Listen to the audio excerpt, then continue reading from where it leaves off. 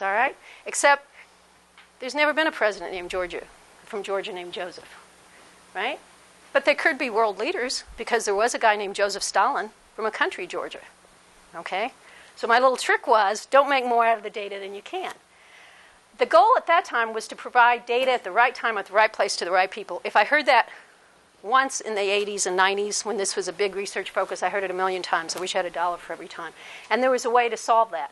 So what I'm talking about today is let's go back and revisit some of those concepts and take the opportunity for what I call now as integrated security.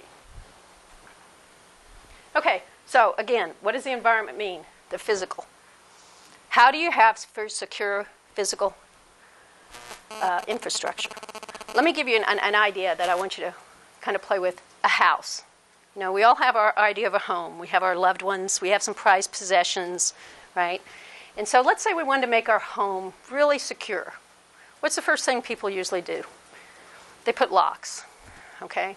Well, you get to thinking, maybe that's not secure enough. So why don't I put a fence around it? Okay, I mentioned working with this guy who's NSA trained. When you go to his house, it's what I call a compound. He has a wall around it. He's dug down, and he's put vines along the top to make sure that there's nothing that can get over that wall. Okay? So we put a wall around it. Then what else do? We might get some Dobermans, right? Pretty soon we want to make sure that environment's secure, so we put a security system in. And pretty soon our friends don't come by anymore, right? Because there's something about coming past the Dobermans, past the wall, and into the house. It doesn't seem warm and friendly anymore. And one day we come home and our locks don't work. Somebody's put glue in them. So we hire a locksmith to change the locks, maybe upgrade the security system. And 2 days later, we come home and our house has been broken into because someone that we assumed was to be trusted was actually the person who violated the security, right? The locksmith. And this is what happens 90% of the time in computer security breaches. It's usually the people. It's either people we trusted or it's people who don't know any better, okay? So this is what I mean by the integrated secure environment. All right? Now, security is often what I call in the weeds. You know, we got our passwords, we got our firewalls, we got our encryption, and that focuses on the electronic aspect. So we want to advocate a true integration between the electronic, which is much more controllable, and then the other aspects of the physical, which includes, again, people, processes, and the like. So this was my analogy of the house. And as I said, most of our threats turn out to be insider threats.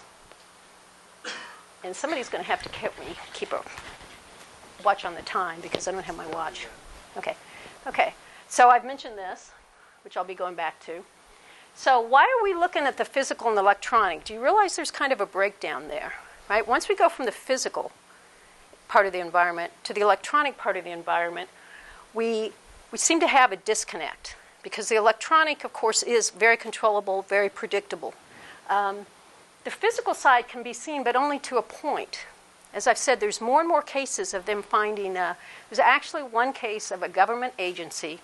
This is hard to believe, and I cannot tell you all the details, but there were 2 men who lived under the floor for 2 weeks.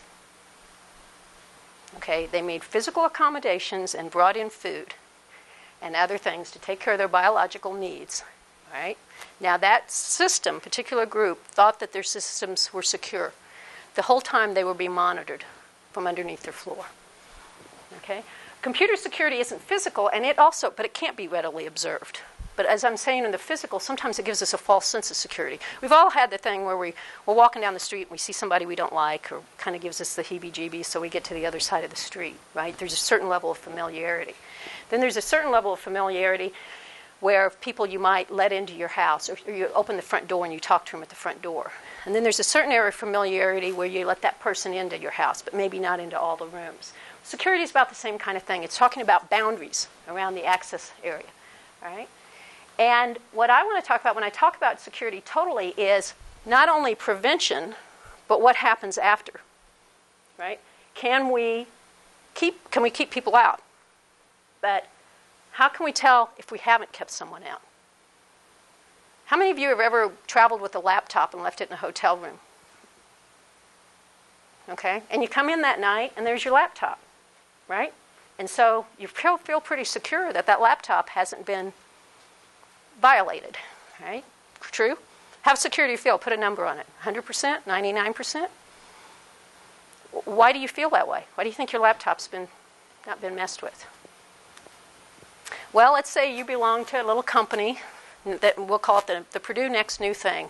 You've developed this rocking technology that's going to put Google out of business. And you and your guys get together and you always go to a certain city and work with your researchers or your venture capitalist. And every day you go out to dinner and maybe go play some racquetball and you leave your room unattended for 2 hours. And you come in and there's your laptop. All right? They have broken rings after rings of maids in hotels paid $100 to inform certain people that the guy from Purdue Next New Thing Incorporated is staying in that hotel and what his schedule is.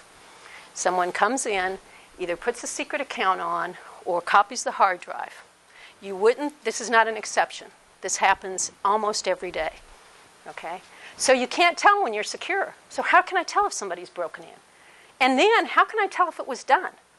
There's going to be one case I'm going to show you in a few minutes where Citibank got $10 million in 1994. $10 million was nothing compared to the business they lost, first of all. One. And two, they couldn't figure out how the guy got the money. Okay? Then you put in, so you say, well, but if you have processes, we're going to have this in place. We've got these policies. We have passwords. We have this and that.